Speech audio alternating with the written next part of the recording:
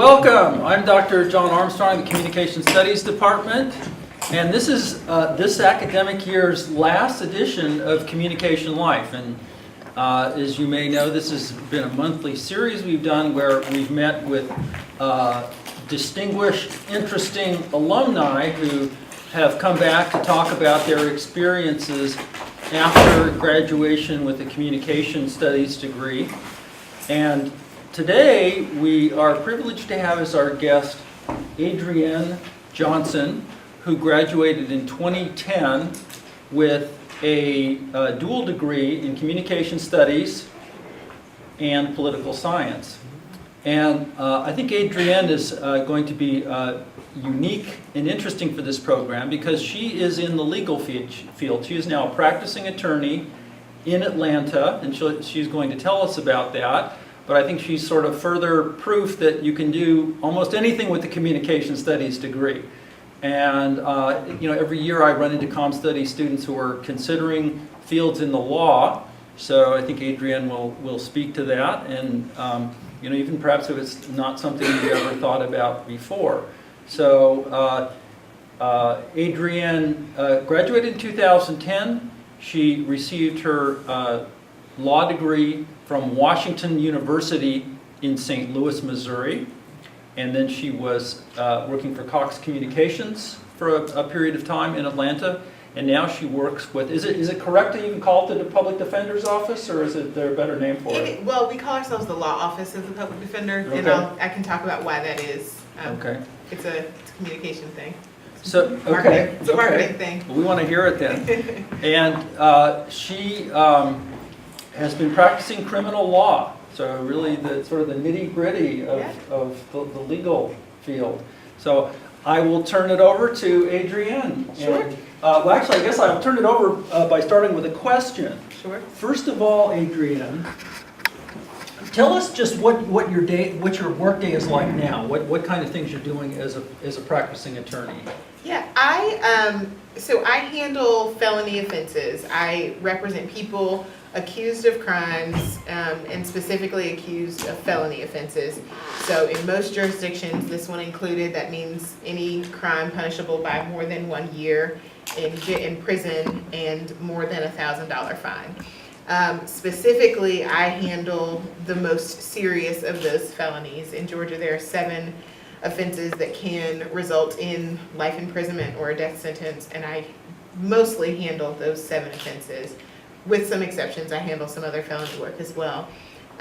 So I guess day to day, it sort of depends on what's happening in my jurisdiction. I work in DeKalb County, Georgia.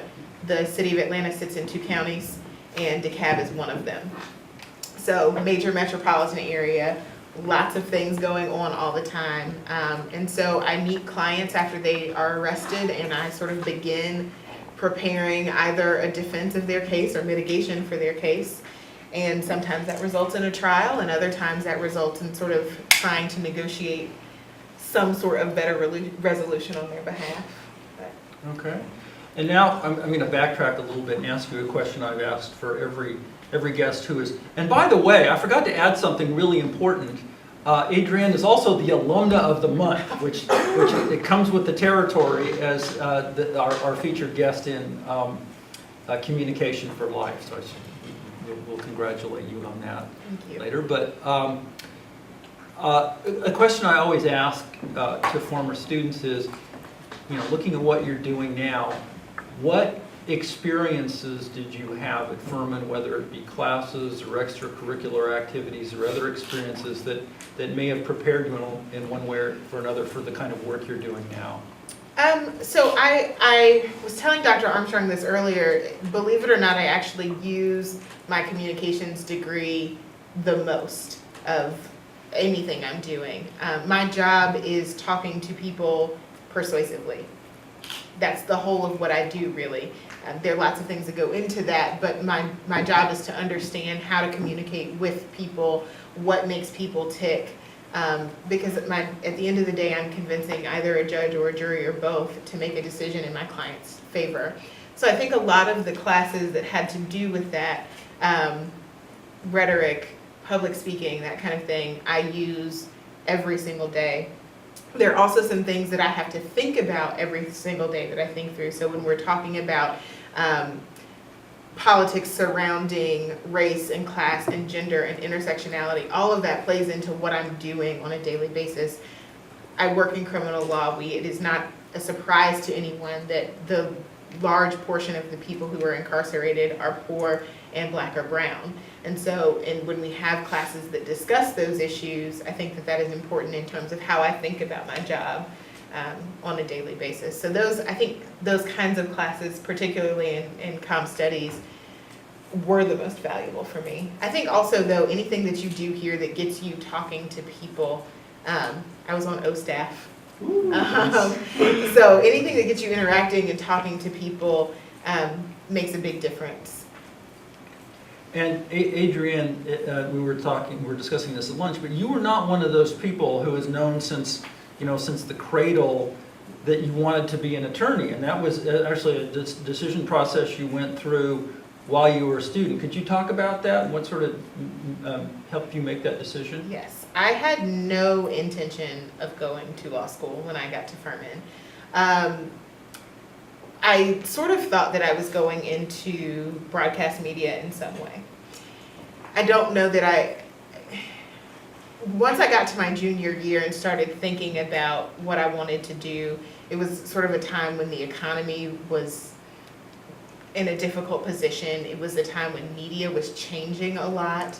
And so I was thinking a lot about what I could use my gifts for. And I had a professor who kind of encouraged me towards law school. And that happened while I was here, sort of late in my junior year. So if you're still trying to figure it out, you've got time and you've got space to do that.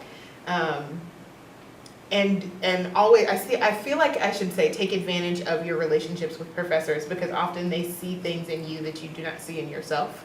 That's how I got to law school, and it's actually how I got into criminal defense. All right. And now let's talk kind of about the nuts and bolts. Is there anything you could tell the students, just sort of advice about the actual application process to law school?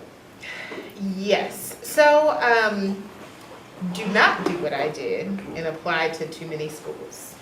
So do your research, think about it, visit if you need to, sort of in the same way that you were thinking about your undergraduate institution. Take a deep breath and do some research about applying to professional school or graduate school.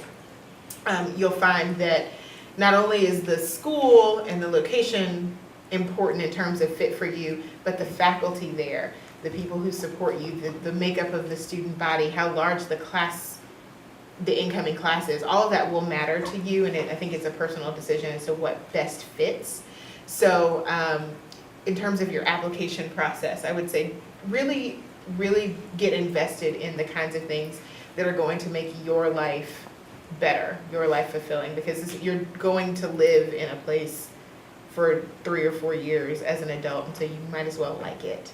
The other thing I think is just to, like I said, take advantage of any mentoring relationship you have at Furman. You'd be surprised at how much knowledge your professors have about other institutions, either because they went there or they taught there or they have a colleague there. So take advantage of the professors that you have here, because they can give you some insight, I think, about what you're getting yourself in for as you leave here. And now when it comes to sort of the decision-making process, I think a lot of students, when they think about law schools, they just think about the ratings. But actually there are significant differences among law schools apart from that. And you attended Washington University in St. Louis, which is a highly rated law school, but it also had a particular curriculum or orientation that you liked. Could you talk about that a little? Yeah, Washington University has a focus in trial advocacy. So often we're talking about law schools who are sending lots of lawyers to large firms doing mostly corporate transactional work. We have a very strong program that is truly on your feet in court litigation that trains us to do that kind of thing, very strong moot court and mock trial programs. And so if you are someone who fancies themselves as being a litigator later in life and you want that, make sure that your law school supports that dream for you. Not all of them do. I think another thing for me that was important about Washington University is sort of their value for diversity. So our class not only was made up of students from all over the country, but it was made up of a lot of minority students, students from engineering and science backgrounds. So there was a lot of diversity in the kinds of people who were in my class. And now we've actually got you applying and being accepted into law school. What was the law school experience like? Very different than anything I had ever done. So the style of class, the style of learning in law school is very different. Mostly law school is training you to think, and to think in a particular way. So classes are all done in sort of the Socratic method, and it is terrifying the first time a professor gets up and starts talking about something and says, and Ms. Johnson, what do you think about the case? Out of nowhere. So it's a different style of learning. It's a different, you've got to adjust. But that said, I think the most valuable thing that came from that is that I am able to think quickly on my feet. I'm able to improvise. I'm able to speak out loud in a way that I am comfortable in front of people.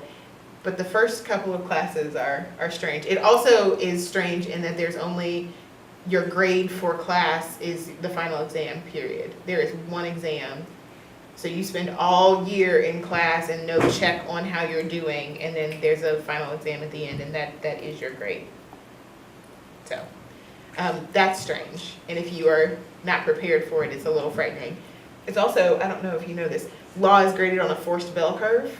So how you're doing in the class depends on who else is in your class, which is why people say law school is really competitive, because if all of you got a 97, somebody still fails that class because it's on a forced bell curve. So.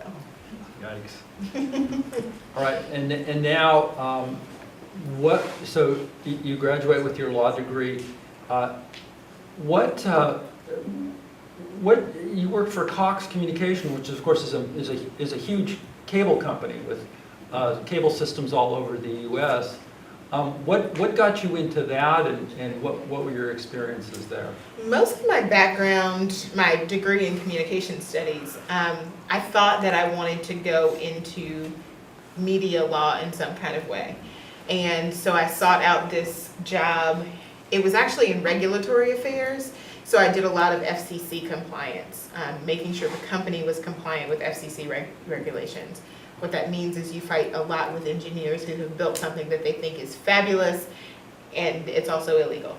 So there's a lot of that. But when I worked there, I also did some work. Like I said, media was changing when I went to law school. So Hulu, Sling TV, all of that was brand new, and that was sort of a threat to the old school traditional cable model. And so the organization was having to think about how to change their business practices, and that was part of what my job was. How do we deal with these newcomers in the cable regulatory space?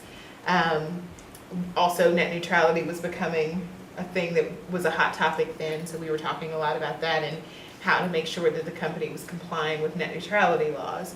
So you don't have to worry about that anymore. So that was the space I was working in initially at Cox, and it was interesting because working in-house as an attorney is different because you are often the bad guy, right? Like your job is to tell the company no. So people don't like you very much, but it was an interesting space to work in the area that I had studied. And combine that with my law degree. And I have a lot more questions, but I'd like to pause and open it up to the audience. I have some questions from you guys. What made you want to do criminal defense as opposed to like prosecution? What led me to criminal defense? So there are two answers there. One was a very good professor who was actually a prosecutor. And she was an assistant U.S. attorney. And when I told her that, when she met with me and asked me what I wanted to do, I said, I have no idea, but I know it's not criminal work. And she said, I don't know, I think that you're wrong, and I think you'd be very good at it. And she made me enroll in what we call our public defender clinic. It's essentially you're housed in the public defender's office for a semester worth of credit, so you're just working full time. And I put off enrolling for several semesters until I got my schedule back one day and I had been enrolled, and she signed me up. And it really sort of changed my perspective about what I wanted to do. So that's the first part of my answer, is that a professor sort of pushed me into defense. The other part is just sort of in terms of what makes me happy and what makes me feel fulfilled. I think it's defense work. And I think that I would not feel fulfilled if my job was to put people in jail.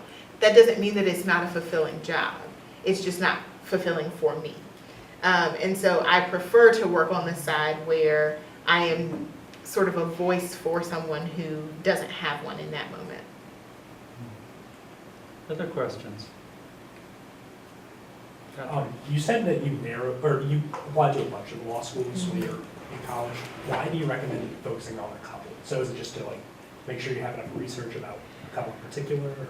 Yeah, I think that, don't get me wrong, apply to several, but I think that what happened to me is once acceptances start coming back, you just get a little overwhelmed, and it's harder to make a choice about what's important to you, right? Because if you apply to 19, 20 schools, I didn't do that. It wasn't that many. But if you apply to 19 or 20 schools and you get back 15 acceptances, you're now on a timeline where you need to make a decision very quickly. Whereas if you spend some time on the front end deciding what places fit your needs, it's a lot easier to make a decision on the back end. I would love to hear your thoughts on when it comes down to deciding between law schools. If, say, like one law school has a really great name, but you're going to be in a really great name student debt after that, versus you're not paying as much for school, but perhaps the name isn't as great, what that looks like kind of after law school. I tell people who are thinking about law practice all the time to also think about where you want to end up. Geographically, I mean. And if you want to end up, so it was hard for me. I went to a school that on paper is a top 20 law school, wonderful, but I wanted to come back to the South. And when I started interviewing in the South, I went to, for instance, Chattanooga, Tennessee for an interview, and they go, where did you go? What is it? Who's there? They had no idea what I was talking about, even though on paper it's a great school.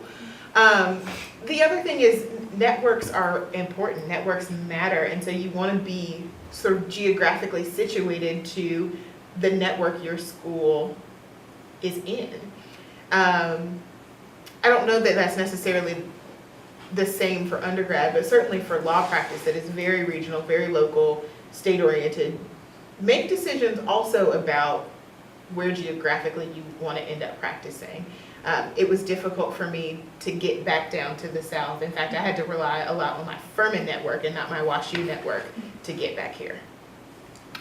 So are there a lot of attorneys in your office, Adrienne, who went to UGA Law School?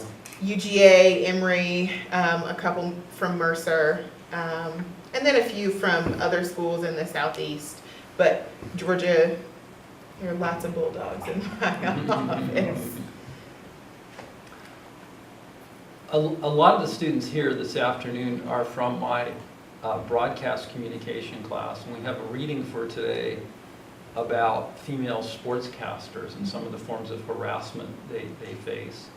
And of course now in the media and in society, there's more openness about the harassment or the difficult conditions, at least, that women often face in the workplace. What has it been like for you, and you basically worked in two different organizations, I guess, as an attorney. What has it been like as an African-American female in the workplace? So I'll say this, we live and I work in the South, and it's interesting because my job is to speak to jurors, often jurors who do not look like me.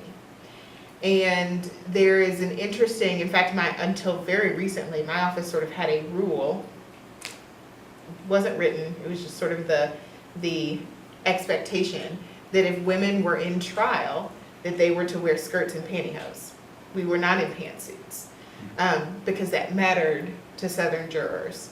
Some of the women in my office who were not married would throw on a ring, because it matters. The optics matter to jurors. And sort of, there's an interesting line there, because there is this tone of setting aside your own personal ideas about that for the sake of your client, right? Because at the end of the day, no matter how I feel about wearing a skirt and not pants in front of a jury, it's my client's life that is at stake. So if it means that I need to dress the part or look the part, then fine, I will do it, because I go home and maybe he or she doesn't.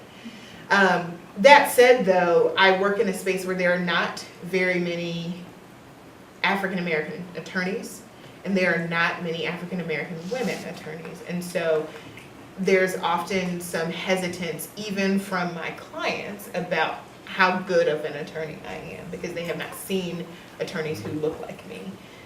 So there are certainly times where we have to combat that. I think, though, the benefit that I have that some of my colleagues don't have is, I call it the ability to code switch, right? Like I have a space and I have an authenticity with some of my clients that my colleagues do not. So it's a double-edged sword. Certainly in corporate America, though, there were very few people who looked like me. Particularly when I mentioned before, my job was to tell people no, right? So already you don't like me because my job is to tell you no. And then nobody else in that space looks like me. It is a hard thing to try to figure out to navigate. But I think just sort of carrying yourself as a professional, being dedicated to the work helps. I have kind of a philosophical question. This isn't necessarily a communication question, but have you ever had a situation, or could you envision a situation as a public defender where you feel sort of, for personal, moral reasons, whatever, this is a person I will not defend? Does that ever come up, or is that? I have never had a client that I will not defend. I have had clients that make me uneasy. And the interesting thing about that is that it has never been, I told you all I handled some of the most serious felonies. It has never been those clients. It is always the clients, for me at least, it has always been the clients charged with some of the lesser misdemeanor offenses. I am not really sure why that is. I think that my job, or part of my job, is to give a voice to a person who does not have a voice in that situation.